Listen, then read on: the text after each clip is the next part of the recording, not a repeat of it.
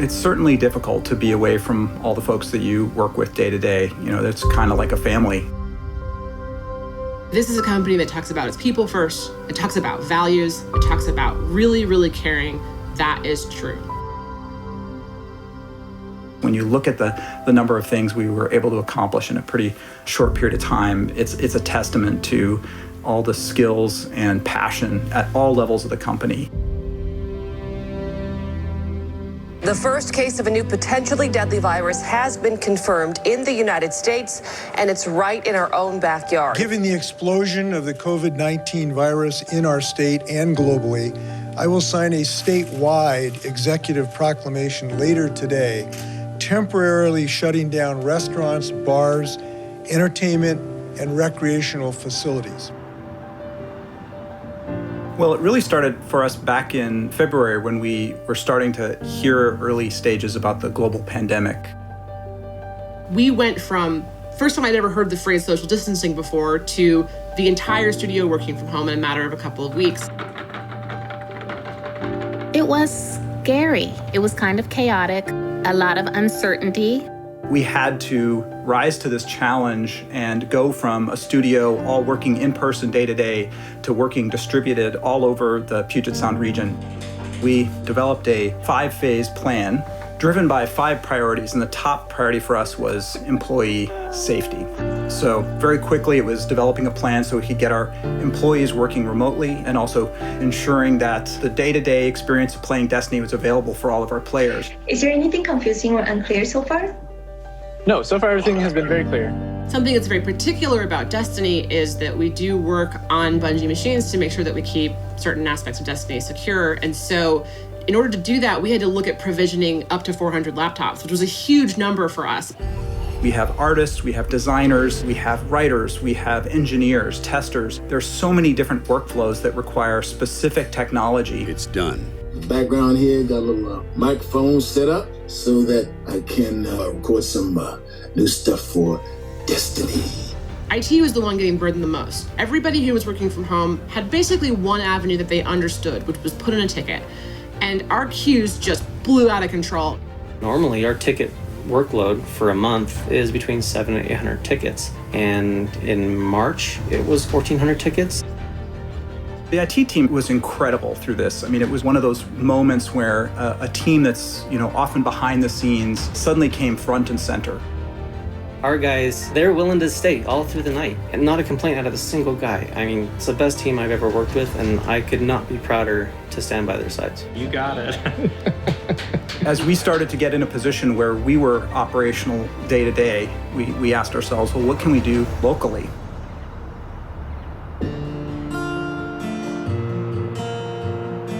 The Bungie Foundation has been really busy, hard at work, and we wanted to make sure that our families, especially the most vulnerable families in our community, would be able to be taken care of in that time. So we asked ourselves, well, what can we do for kids in the area? So we actually partnered with Boys and Girls Club in the area to help provide food for kids who were no longer going to school. They are serving about 500 meals per day. And at this point, since the middle of March, that actually equates to about 30,000 meals that they provided for families in the Bellevue community. Bungie Foundation, thank you. Thank you, Bungie Foundation. It's incredible stuff, but being able to use our infrastructure to support that. And then, of course, the huge effort with direct relief. We partnered with Direct Relief, and we wanted to find a way to support those who have been probably some of the most hardest hit in this pandemic, which are our frontline healthcare workers. So we spun up a month-long fundraiser, and we set a goal of $700,000 to be raised in that period of time, and we've already reached our goal, which is really exciting. One thing that's really become clear to me is how much we're all driven by that mission of we create worlds that inspire friendship. And I think it also says something about how much everyone cares about each other here. The fact that they are willing to put their money where their mouth is to support the quality of life of the individuals that work for the studio. I think Bungie is amazing. I look at the situation that other people are in. People are getting laid off, can't pay their bills. Bungie's made this commitment to each one of us.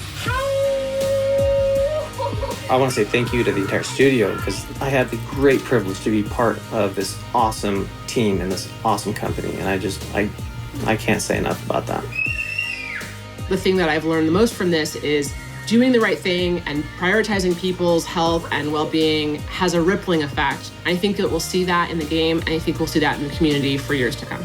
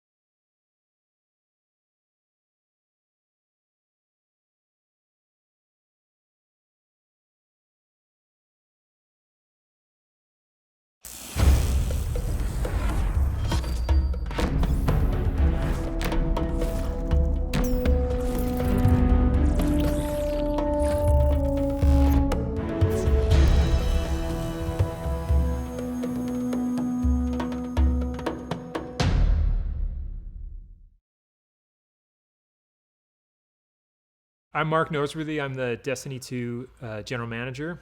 I'm Luke Smith, and I'm the Destiny 2 Game Director. Before we started the show today, we wanted to just acknowledge the circumstances and the unprecedented times we're in. This is not how we had planned this several months ago to talk about the future of Destiny 2 and reveal where we're headed with the team. This show's not how we planned it. We're building the game, not how we planned it, from our living rooms and basements and with our kids and our dogs and all sorts of stuff on our laps while we're trying to make this game. Yeah, this is just there's like an inherent weirdness to this. Even the weirdness of this is the first time I've seen you in person in the last probably 3 months, and I don't know if people know, but outside of the show that is work, those are actually pretty close. We hang out, we talk all the time. Our significant others are buddies, and so. It's super weird just to see you in person. Yeah, not on a screen. Yeah, not on this little Zoom screen on an iPad or something. It's just totally bizarre. Yeah. This is not how we envisioned this, and certainly our hope was that it would be more than just us two talking about this stuff. And over the course of the summer, a bunch more folks from the team are gonna talk about what we're up to and what we're gonna be up to. Let's get the show started.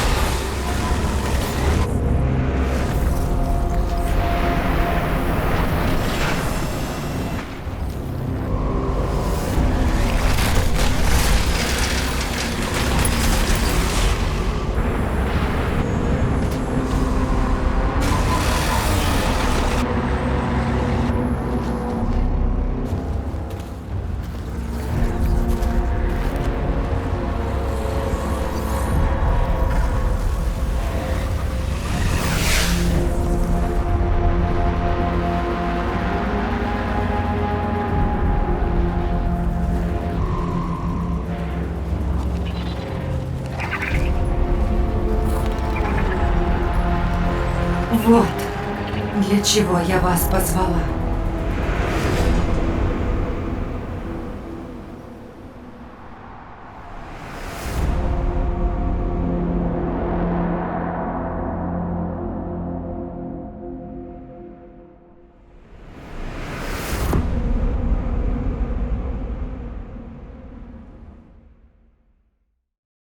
So, Luke, is it finally time to explain? Listen, some jerk said that we were done with the Stranger's story, and as you get back into Destiny and you keep looking around and finding stones to uncover, a character who says that she's not forged in light, and where the two of you meet, ground can break, becomes a pretty interesting tool to leverage here in Destiny 2 BeyondLight and going forward. It is the beginning of a brand new era in Destiny 2. This fall, you're going to discover Europa, a brand new destination, and one of the first destinations we envisioned long ago when Destiny began. This is the birthplace of the Exo and the site of a newly active pyramid ship. As a player, you're going to face Aramis, a fallen warrior wielding a brand new power born from a very ancient darkness. Like you, Aramis is a leader, but unlike you, she seeks revenge against the Traveler first, scattering her people's once great houses to the cosmic winds. It's up to you to confront Aramis and her growing empire on the frozen battlegrounds of Europa. And it's up to you to go beyond and discover long dormant secrets hidden beneath the surface in places lost to time, like the Deep Stone Crypt. Yes, there you go. That one I Lore heard Corner. Of. That one I heard of, yeah. Doing it.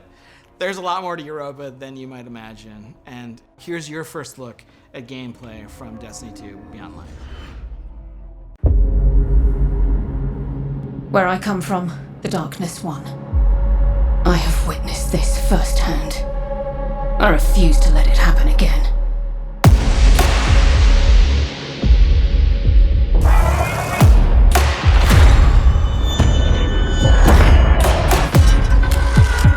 It's time the truth presented itself to you. Darkness resides within, beckoning you. This is a truth we cannot hide from, and so we must embrace it.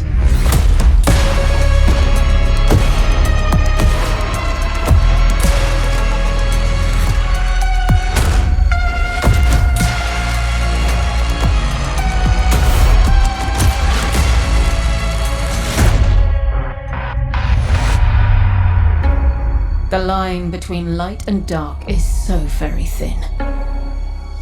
Let's cross it together.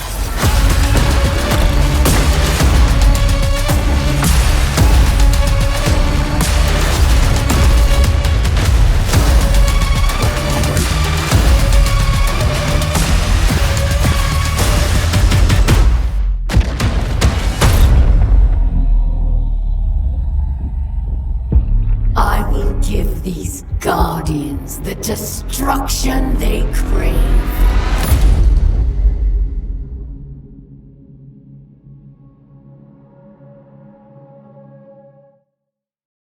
Man, it's time to wield the darkness. We've been waiting. Destiny 2 BeyondLight ships to all currently supported platforms on September 22nd this year. And it kicks off a new era in Destiny where players will discover the true nature of the light and the dark. Not just walking the thin line between, but wielding the darkness itself as a weapon with stasis.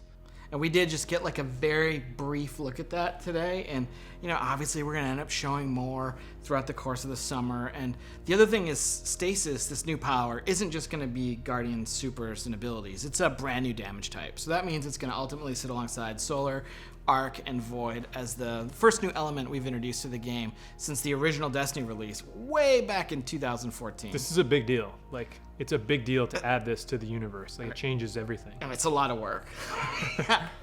Today, yeah, you got a glimpse of this new power, and it's definitely the pursuit and acquisition and the player's ability to wield it. It's something that's going to be woven in through the narrative of the game. Like, the game is kind of a collision course between you and Aramis, and we're going to show you a bunch more about stasis later in the year.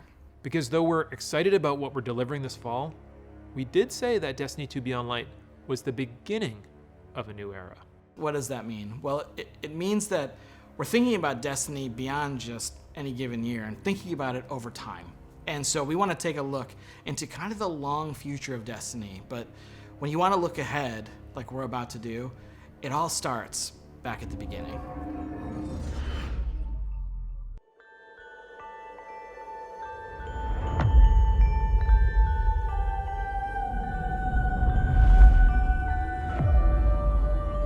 We called it the Traveler, and its arrival changed us forever.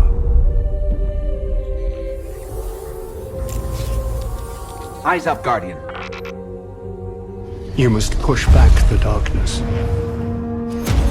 Guardians are fighting on Earth and beyond. Join them. 6 of us went down into the pit. In the end, they all bowed before me. We have slain his brood. We have murdered his son. And now the Taken King comes for us all.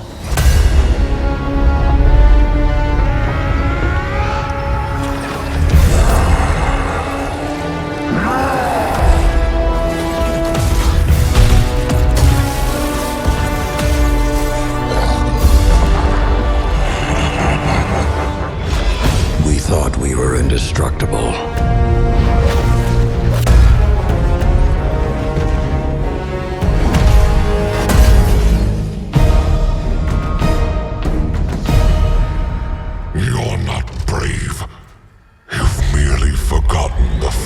of death. I am Gaul, and your light is mine. Without the light, are we even guardians anymore?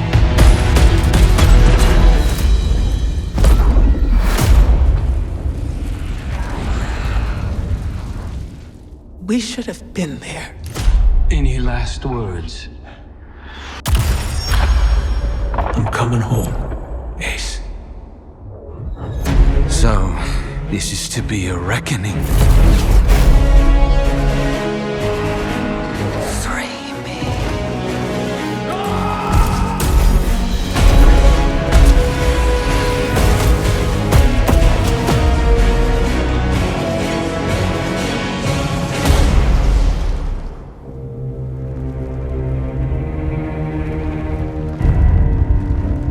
How long has it sat in silence, watching us? It seems those responsible for our collapse are coming back. We've been waiting. We are your salvation. The line between light and dark is so very thin.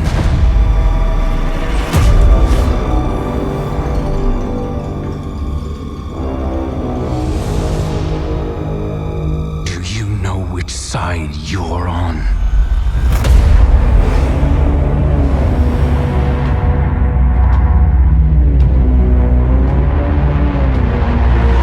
A side should always be taken. Even if it's the wrong side. We are building Destiny's future today, right inside of Destiny 2. It starts with BeyondLight coming this fall. It's going to continue with the next major expansion, The Witch Queen, and Lightfall is going to kind of drive this all to a moment. These three releases represent this new era in Destiny. These eras began really in 2014 with that era of light where, players entered Destiny for the first time. They were resurrected. They went to the tower. They learned about the things the children were scared of. And, we exited that era when we became Guardians. We are now coming out of an era of loss of our powers, one of our mentors, our innocence, and soon we will be entering an era of darkness. And if it's not clear, we are all in on Destiny 2. Last year, we laid out a vision for the game that we wanted to build the definitive action MMO, place it in an awesome evolving world that you can play anytime, anywhere with your friends. We are still completely committed to this ambitious vision, and we're going to continue reaching to deliver it in Destiny 2. And to be clear, listen, I'm sure over here in the Twitch chat, there's some mix of salt and space dad. We haven't gotten everything right out of the gate. For example, we've already begun working on changes that we're going to make to our seasonal model in year 4 to get a bunch of the FOMO that's in the game right now out of it. And this is a response not only to your feedback, but just, we took it in the wrong direction. You can lay that at me. We're also working on things like transmog, and that's going to be an experience that means armor is kind of always valuable to you because it can always represent a look for you to chase. And we've got a bunch of other improvements to the experience that we're working on. Things like the quest log's going to get another awesome revision. We've got small touches, a oft requested one. And I think when we started BeyondLight, this was one that I made to Mike Zach getting a dark title screen back in Destiny so that the light white heat of the title screen doesn't light up your entire apartment at 2 a.m. So there are the small features, but then there's also some big features, and maybe one of the biggest is next generation support. I think one of the most exciting things we're going to talk about is the game's going to run at 60 frames per second and 4K resolution on the new hardware. We're also really happy to say that whatever content you already own or will own in Destiny 2 will come with you to your next generation console of choice at no extra charge. On PlayStation, you'll be able to upgrade to PlayStation 5 for free, and on Xbox, we will support smart delivery also for free. In plain English, this means if you own Destiny 2 expansion content on those platforms now or in the future, or by BeyondLight in September, you can keep playing on the same family consoles for free without buying the expansions again. We think that's going to be awesome. And you don't have to worry about busting up your friends list either, because we're going to support intergenerational crossplay within each console platform ecosystem as well. This means that if your brother's playing on PS4 and your sister's playing on PS5, all three of you can play together. And we're going to do the same thing in the Xbox ecosystem. This year we're focused on intergenerational play. Hopefully next year we can finally do the thing and get them all playing together in the same ecosystem. Yes. So Shadowkeep was cool, and Shadowkeep brought back the moon and upgraded and enhanced it. And so we brought a destination out of the vault and, you know, spruced it up, and that's where you got to play. We're not doing that with this fall's destination, Europa. It's a brand new place you've never been before. And both the Witch Queen and Lightfall are going to also include brand new, never before seen destinations. These expansions will stretch out across a timeline that's going to bring much anticipated enemies to the forefront and hopefully deliver some twists, turns, drama that we don't think anyone's going to see coming. But to deliver these big content beats each and every year and keep building on top of our seasonal experiences while making technological leaps forward, we also need to make some big changes to the way we treat some of our older legacy content. The stuff that maybe is getting a little long in the tooth that you're not really looking at and playing anymore. You're not. Destiny 2 is a huge game. We have 9 destinations, 40 story missions, 54 adventures, 42 lost sectors, 17 strikes, 31 PvP maps, 7 raids, and hundreds of game systems that layer on top of that. I could go on, and I probably screwed up one of those numbers. The fact is, the game is too large to efficiently update and maintain. We're on track to be like 115 gigabytes on PlayStation alone, and our updates to the game are huge, and we're starting to reach the limits of our ability to patch. We don't want to start over from scratch and build a sequel. And in order to make a sequel, we would have to stop supporting Destiny 2. Like, it would effectively go dark. You know, we talk about a single evolving world, not multiple evolving worlds, but a single evolving world. And we don't want people to have to start over. We don't want to have that loss of continuity with our game systems and our communities and all the players together. We don't want to put another number on the box. So instead, here's our plan. Each year, just as a new expansion comes out, we're going to cycle older, less actively played activity and destination content out of the live game and into what we're calling the Destiny Content Vault, the DCV. Moving content into this vault is going to allow us to add support for D2 for years, including BeyondLight, the Witch Queen, and Lightfall. This vault is also going to allow us to take content from Destiny 1, do some work on it, get it ready to come back into the Destiny 2 ecosystem. So we're not just going to be taking stuff away, we're also going to be going into the classic vault and kind of bringing some stuff back, or unvaulting activity and destination content each year. Thinking about the greatest hits of Destiny, right? Like, what are the new tracks we can lay down? What's something from the past that was like pretty cool that could be made even better if it existed today? And what does that look like? Yeah, there's a lot of stuff that there's a lot of awesome stuff that the team has built over the 6 years of making Destiny, and that Destiny 2 players totally have missed out on. Like, later this year, Destiny 1's Cosmodrome is coming back this fall as a selectable destination. Its 3 strikes are also going to come back during Season 12 and Season 13, and part of the awesome thing here is a bunch of players haven't played Sepix. Sepix was the strike from the beta way back in like summer 2014. It is the oldest, like the definitive like original strike that we felt like hit the right notes. Yeah, in Destiny 1, right? And we left all that behind when we made Destiny 2, and we're saying like, we don't want to do that again. Well, let's not do that again, but let's also reach into the past and like bring it into the present. There's a lot of great content in our past, and maybe this year we'll see a classic raid come back. I think it'd be pretty amazing this year to see the Vault of Glass kind of unvaulted and returned in front of players. Like, I can imagine things like champion Praetorians instead of just regular Praetorians, and kind of updating it slightly to the modern context, but still preserving that like classic feel. This fall when the expansion comes out, not only are we going to be bringing back Cosmodrome and adding Europa, but we're going to look at some of that content that's been in the game for a long time, that's been free, that isn't actively played, and that's when some of that is going to be vaulted. Well, after the show, we're going to have a much more in-depth article that you can read on our plans for vaulting content on Bungie.net and why we're taking this unprecedented approach and what it means for the game this year and for the game going forward.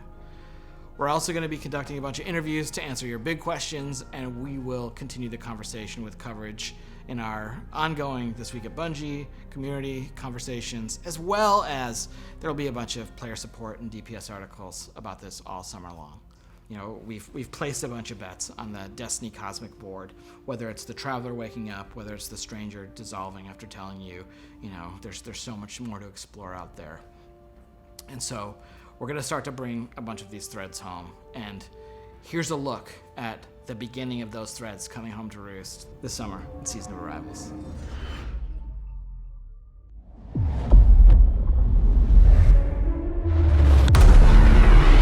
Всемогущий обращен в дымящийся пепел благодаря тебе. Кто сможет остановить нас, когда с нами Распутин?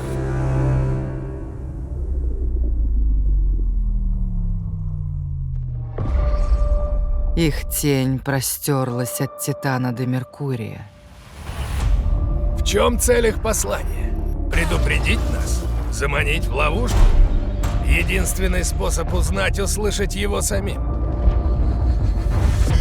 Оружие тебе не понадобится. Мы несем лишь истину. Тьма обращается к нам, но что-то ей мешает. Саватун.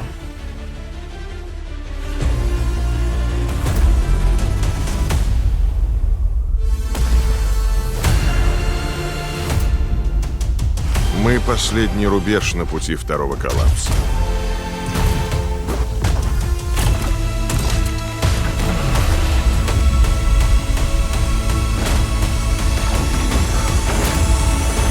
Приготовься, страж. Битва еще не закончилась.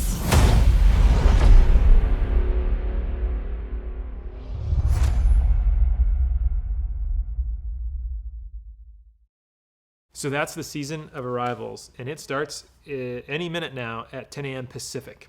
So today, we looked at a bunch of stuff. We talked about the Destiny Content Vault.